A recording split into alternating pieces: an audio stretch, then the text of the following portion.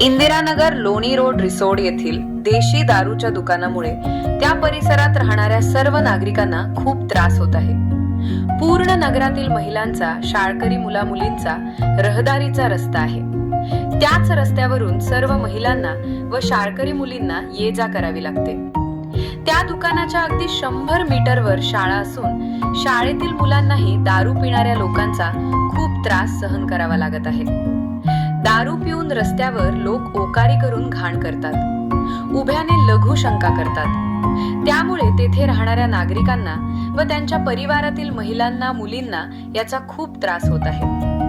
त्या दुकानच्या बाजूला hospital medical आहे व समोर मिलिंद मागासवर्गीय मुलांचे वसतिगृह आणि मातंग हरिजन बीसी वसतिगृह असून त्या मुलांवर दारुड्या लोकांचे परिणाम होत आहे।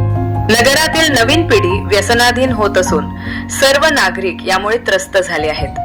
नगरातील सर्व महिलांनी व पुरुषांनी ठिय्या आंदोलन करू व उपोषणाला बसू असे नमूद केले।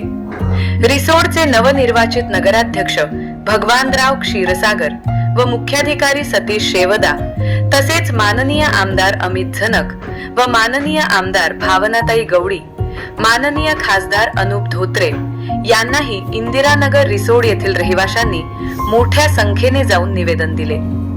त्यांनी नगरवासियांना आश्वासन दिले व सांगितले की लवकरात लवकर आपले कार्य पूर्ण होईल। आपण पाहत आहात महाराष्ट्र मीडिया, प्रत्येक क्षण आपल्या सोबत। कैलास महाजन सोबत शेख सरवर।